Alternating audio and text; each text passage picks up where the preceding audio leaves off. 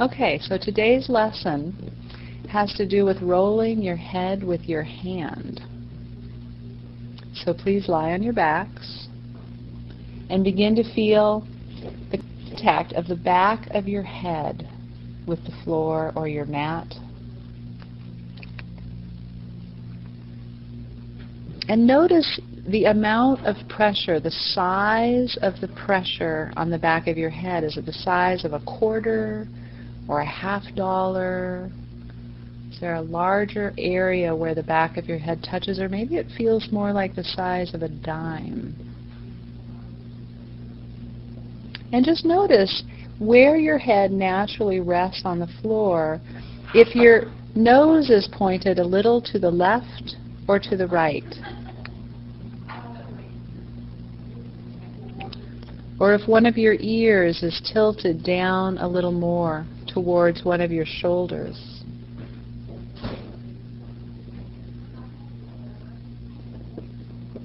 Or if you were to lift your head straight up, would you be looking directly between your knees, or would you be looking a little more towards your right or your left foot?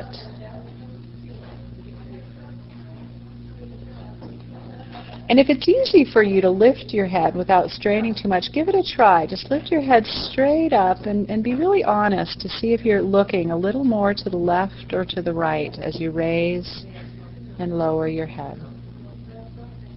You might even raise your head with your eyes closed and then open them, so you're not directing the trajectory with your visual cues. And rest your head. Feel the pressure behind the right and left shoulder blades. Again, what's the size of the space where the back of your shoulder blades rests on the floor? If you were to outline those pressure points, look at the shape of the pressure and compare the left sides to the right sides.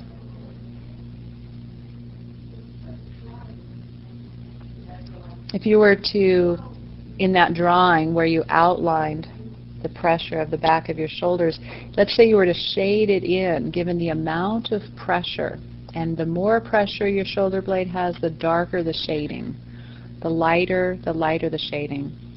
And so really shade in just one shoulder blade. Are there parts where there's more pressure and less pressure? Is the greatest amount of pressure behind, let's take the right shoulder blade, is the greatest amount of pressure right in the center of the entire surface that has pressure? Is it at one corner or edge? And then again, as if you're shading in a picture behind the left shoulder blade, find the point of the greatest amount of pressure, the places of the least amount of pressure, shading them in, and comparing the left side with the right side, and really giving yourself permission to be asymmetrical. Just think to yourself for a minute, were you noticing that it was asymmetrical, and did that bother you in some way? What was your opinion about your own natural asymmetry? Was there a judgment about it being right or wrong? This is my good side, this is my bad side. Did it give you some sort of information that fed the story of what you tell yourself about your body, the good parts as well as maybe the not so good parts? And follow with your attention down either side of your back.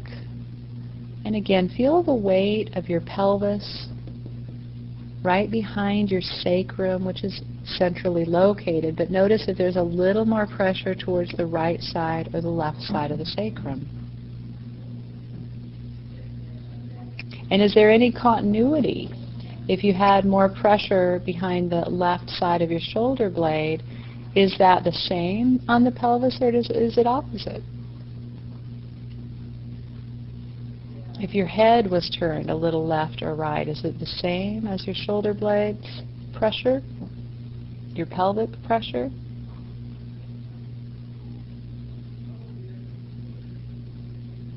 And then bring your attention all the way down to your heels and feel the weight of the back of your heels on the floor. And again, notice if there's more pressure behind the right heel or the left heel. Notice what you think about that. What's your opinion? Or can you notice that you have an opinion and just let it float through your mind and just come back to the sensation, the experience of getting to know how to feel yourself right here, right now, in this moment. And then gently bring your right hand up to rest the palm of your hand on your head. Actually, leave your hand down for a minute. I'm sorry. Leave your hand down. And just gently turn your head a little to the left and to the right, to that very first point where if you were going to turn it further, you would have to effort. You would have to push past the slightest amount of resistance. And just notice the quality of rolling your head, left and right. And notice if you feel the vertebrae participating, the vertebrae in your neck, your middle back, maybe even into your shoulder blades. As you turn your head left or right, is there any influence of that movement that you can sense into your neck, your upper trunk, even your ribs or low back? And now, just as effortlessly as possible, go ahead and bring your right hand up to rest it on your forehead so that your fingers are pointing to the left. And your head just feels fully supported by your right hand, your shoulders in a position of comfort and rest.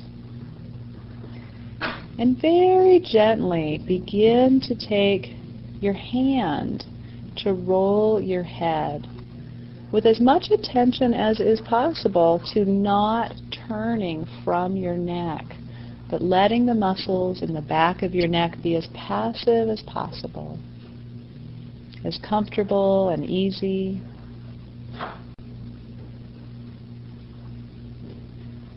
Feel where that movement comes from. As you take your elbow to the right, just feel your head just naturally coming along.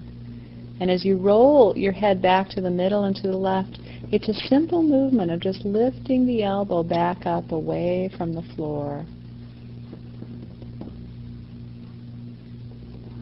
Not that your elbow necessarily is going to touch all the way down to the floor, but for some of you it might. Notice if you're holding it all in your jaw. How's your breathing pace? I'm going to go around and set pillows by each of you so that as you roll your head left and right, every once in a while, you might be able to let your elbow rest on the pillow.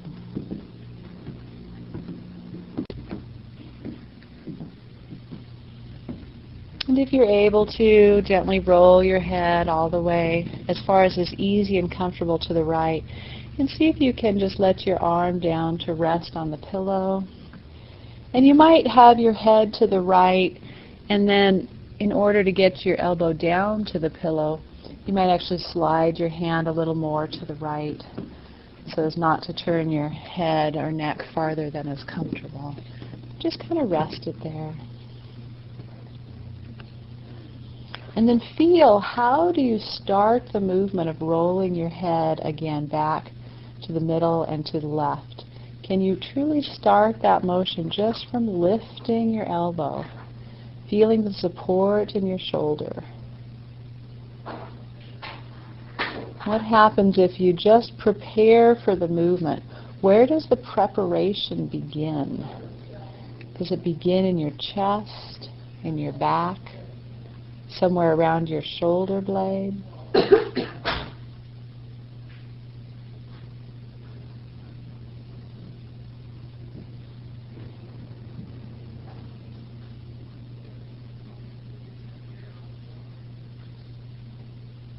And again, next time you turn your head to the right with your hand, let your elbow rest on the floor or on a pillow, whatever's possible for you. And just gently in this position, take your eyes to the left and to the right a few times. And see if you can feel any influence on your neck from the movement of your eyes. Your neck is passive. Your head is supported to the right by your hand. Your elbow is resting on the pillow. And you're just rolling your eyes left and right in their sockets.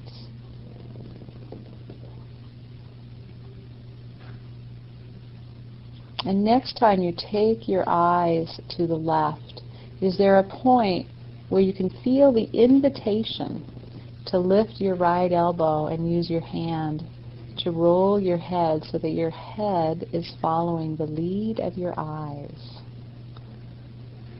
Take your eyes to the left and eventually feel that impulse to let your right hand roll your head to the left.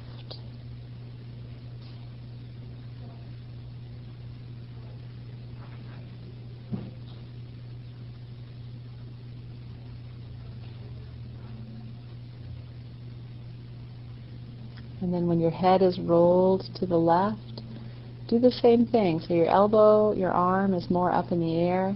Take just your eyes to the right until your head wants to follow, and let your hand support the head in following the eyes.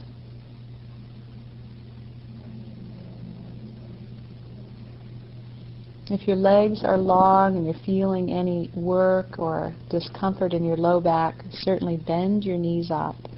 It takes a lot of stress off the low back.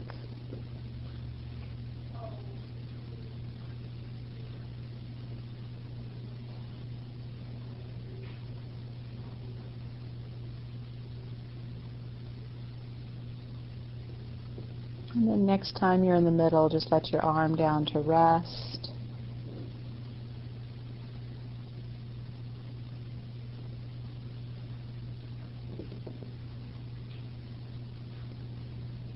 Let your brain assimilate any new information. Maybe roll your head just once or twice, left and right. See if there's anything beginning to change in the quality of that movement.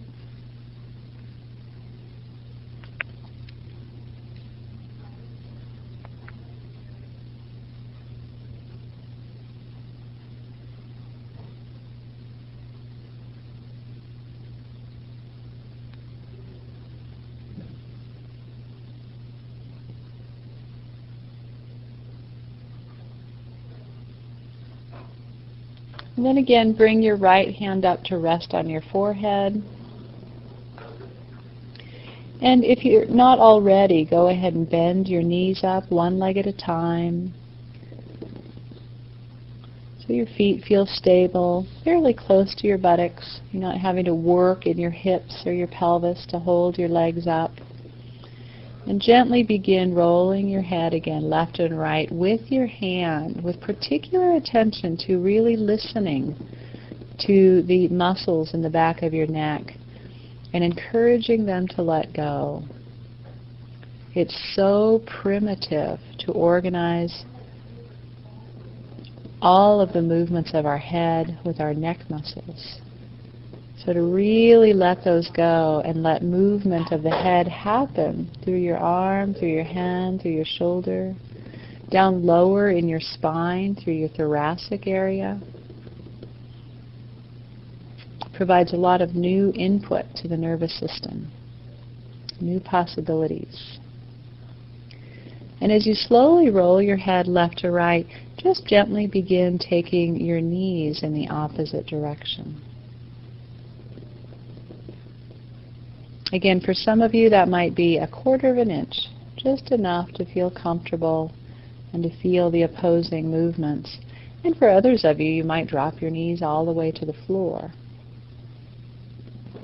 But however far down you let your knees go to the side, notice particularly what kind of effort it takes to bring them back up to middle. Can they move to the neutral position as easily and effortlessly as they lower to either side?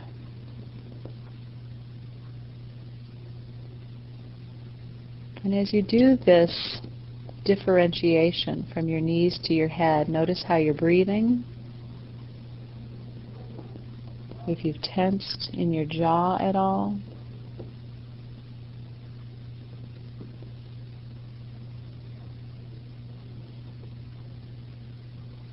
Notice the support you feel under your feet as your weight shifts from side to side through the soles of your feet.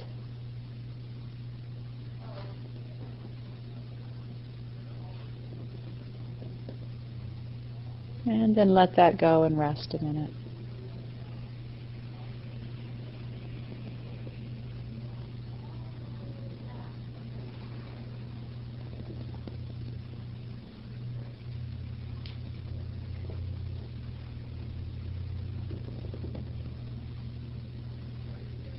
Just feel the quality of lying here.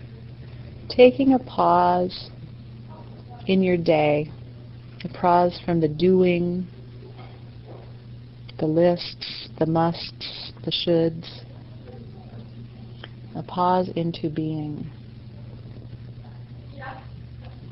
Because we can't change what we don't know. Many of you heard the definition of insanity. Doing the same thing over and over again and expecting different results. So in these lessons, you're not only giving new input to your nervous system on ways that you can physically move, but you're learning what it's like to pause, what it's like to slow down and feel the internal sensations, the feelings, the thoughts, the emotions that go on when you pay attention to yourself. And little by little, those internal sensations offer guidance in everything you do in life. And you can make wiser and wiser choices to not only take care of yourself physically, but to make decisions on who is it good to be around. How can I be around this person or that person, this co-worker, this family member, and still have a sense of taking care of myself?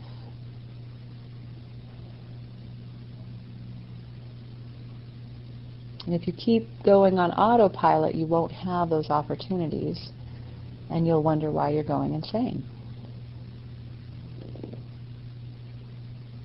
So again, bring the palm of your right hand up to your forehead. Bend your knees up one at a time, please. And just gently roll your head all the way to the right, resting your elbow and arm either on a pillow or on the floor. And gently take your knees as far as is comfortable to the left. Again, 1/4 inch is fine, all the way to the floor is fine. Whatever really feels easy and comfortable and effortless to your system. And then in this position, roll your eyes left and right.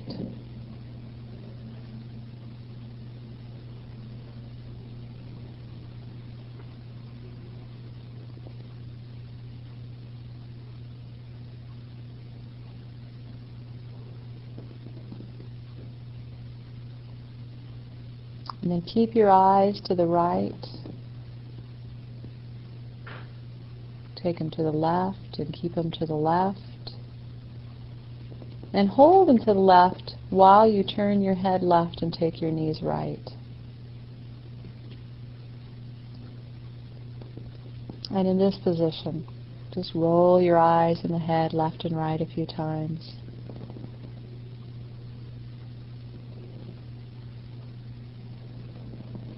And is it possible then, next time your eyes are to the right, is it possible to move your eyes to the left while you take your head and your knees to the right?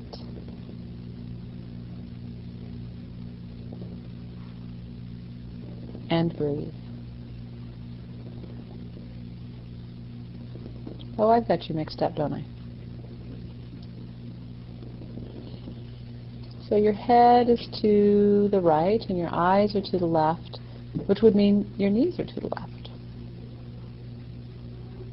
So see if you can take your eyes and your knees to the right while taking your head to the left. So your eyes and your knees are going the same direction and your head is going the opposite direction. My bad.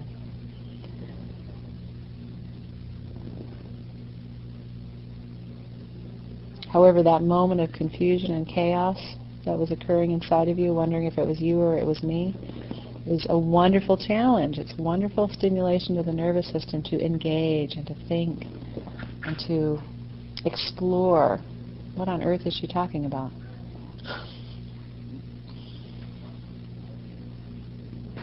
And then pause in the middle. Rest your arm down.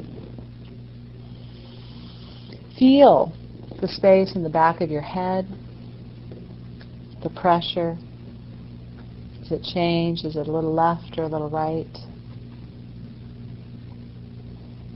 The pressure behind each of the shoulder blades, the left side and the right side. Has this lesson using just one arm so far begun to influence more asymmetry, less asymmetry? Something new and different percolating inside of your experience?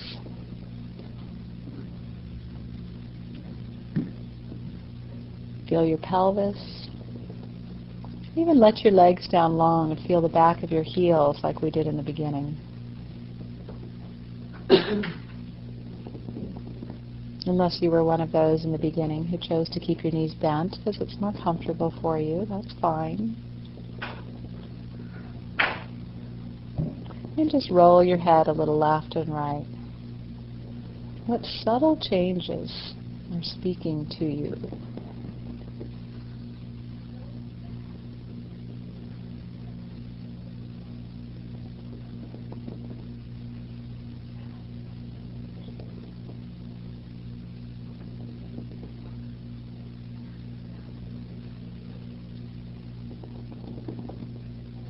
If somebody were to ask you, how would you respond to the most exciting thing, the most interesting thing you're learning in your Feldenkrais classes?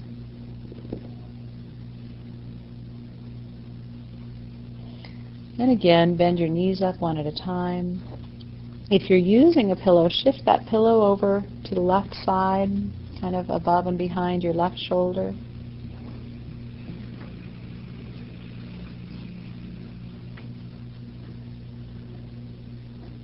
So you know where we're going with this. So gently rest your left hand on your forehead. And this time, before you begin moving, just can you move your hand enough on your forehead, not to move your head, but just to feel the skin glide across your forehead, but your head isn't actually moving. You're just making that contact with enough discernment to feel just the amount of pressure where your skin moves before your head turns. And when you do that, are you having to tighten anything in your neck? Is your jaw soft? Is your breathing full and rhythmic?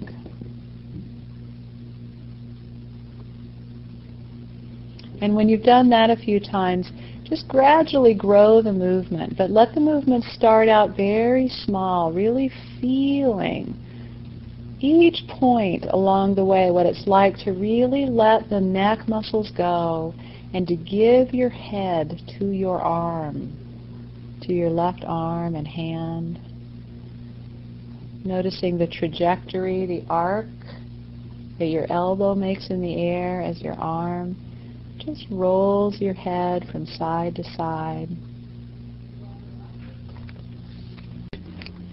If you have any shoulder problems, sometimes it can be easier to put your arm in a position where your palm is on your forehead, but your fingers are actually pointing up towards the top of your head, so your elbow is resting more in front of your chest. That could be one alternate solution. And again, if it's too uncomfortable for anything, imagination is beautiful. Or improvisation. So feeling your head going side to side, letting the movement grow a little bit with each turn until you begin to feel the pillow or the floor under your left elbow. And if you can, just rest the arm, let it fully let go and rest. And then feel, how do you re-engage your arm, your hand to your head, so that the neck muscles stay soft and inactive, and your head just turns back to the right through the support of your arm, hand, and shoulder. What's happening in that shoulder? What's happening in your ribs and your spine to move your head from side to side while your neck muscles stay relaxed?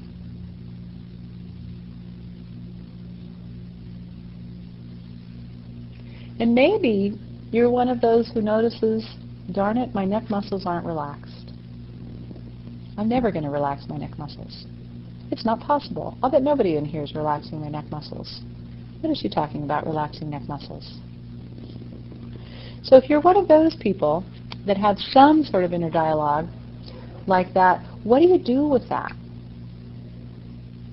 What does that feel like to know that you're being given an instruction that feels impossible to you? Does it make you frustrated? Maybe excited, like, well, today I can't relax my neck muscles, but it must be possible. She thinks it's possible. Won't it be great someday in a few weeks or a few months when I come back to this muscle in my head, to this lesson, and my head is just rolling lazily side to side.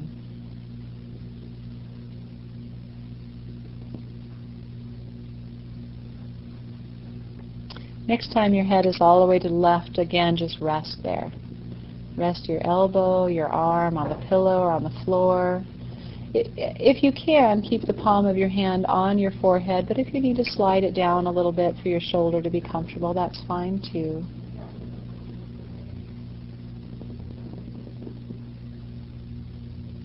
And just begin to take your knees a little bit left and right.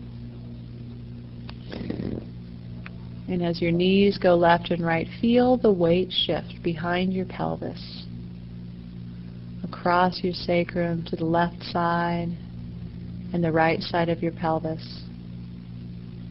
Feel the line that your pelvis is drawing on your mat.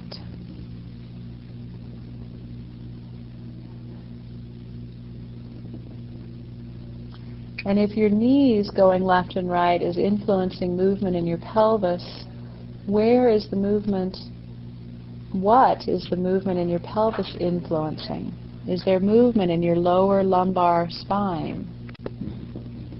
And if maybe there's a little rotation you can sense in your lower lumbar spine, what about your middle back, the thoracic region?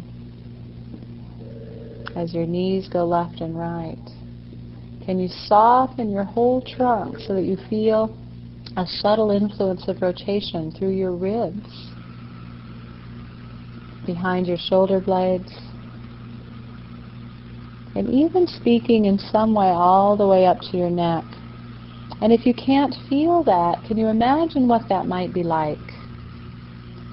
To be able to take your knees from side to side and have the learned holding patterns in your trunk, the learned resistances in your trunk, be soft enough or inhibited enough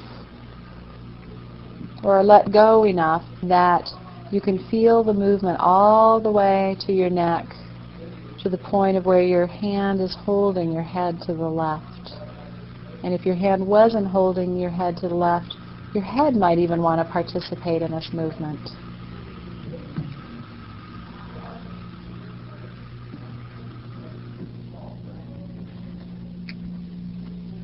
Bring your knees to the middle, bring your head to the middle, and let your arm rest down at your side.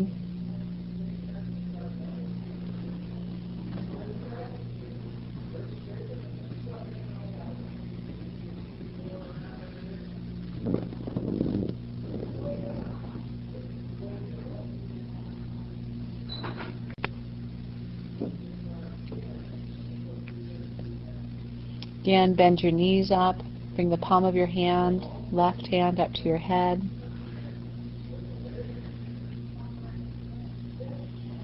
Really listen. How's your shoulder doing? How's your neck doing?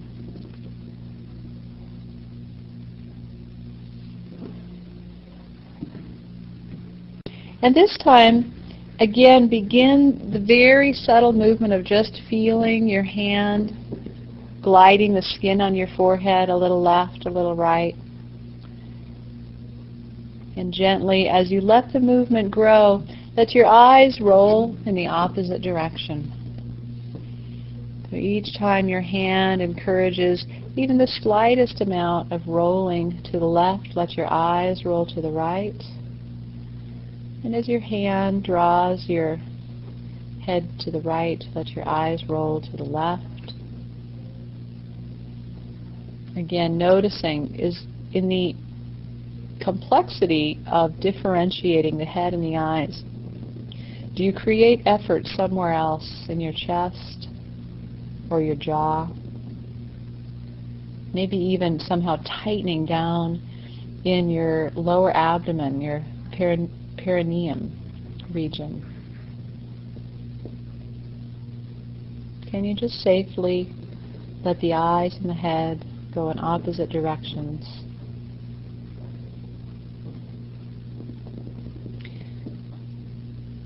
And then add the knees into this movement if you can, and still breathe. And this time let your knees go the same direction as your head. So your head goes right, and your knees go right, and your eyes go left. And then your head and your knees go left, and your eyes go right. And how smooth can you make this?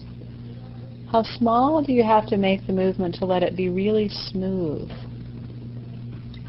What's the speed going side to side? Is it easier if you go slower or if you go faster?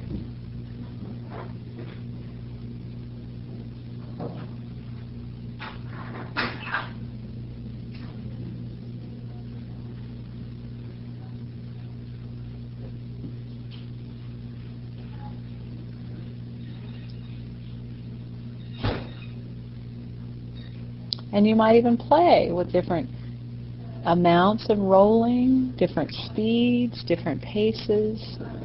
Do you have a pretty rhythmical pace?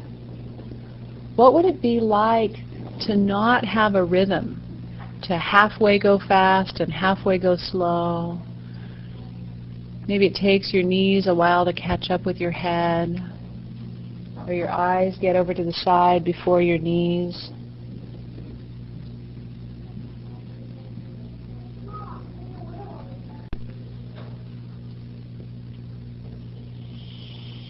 And just rest. Let your arm down. Let your legs down if it's comfortable for you.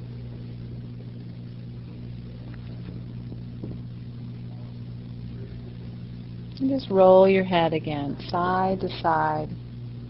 How far down your system do you feel this? If your head rolls, what happens in your neck vertebrae? What happens in the middle spine vertebrae, the thoracic vertebrae, the ribs, the shoulder blades, the pelvis? When you turn your head from left to right, can you feel any shifting of weight, even just the slightest, through your pelvis or even your heels?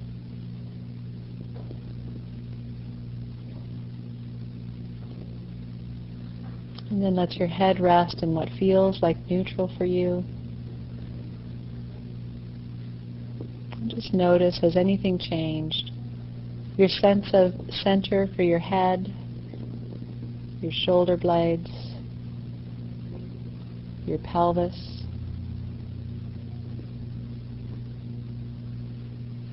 your heels. And again, imagine lifting your head. And how central would your head be? Would you be looking down right between your knees or your feet? A little left, a little right? Would it have changed from the beginning? And if it's easy for you to do this without straining, keep your eyes closed as you lift your head. And then when it's up, as far as is comfortable, just look and see if anything's changed. Just once or twice. Just to notice.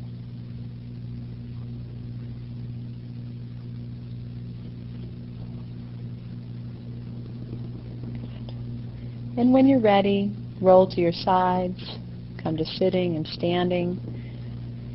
In standing, you can play with a little bit of turning and rotation. See how that feels now. Take some time and walk around and see what's the influence of this lesson. What kind of words would you give to it?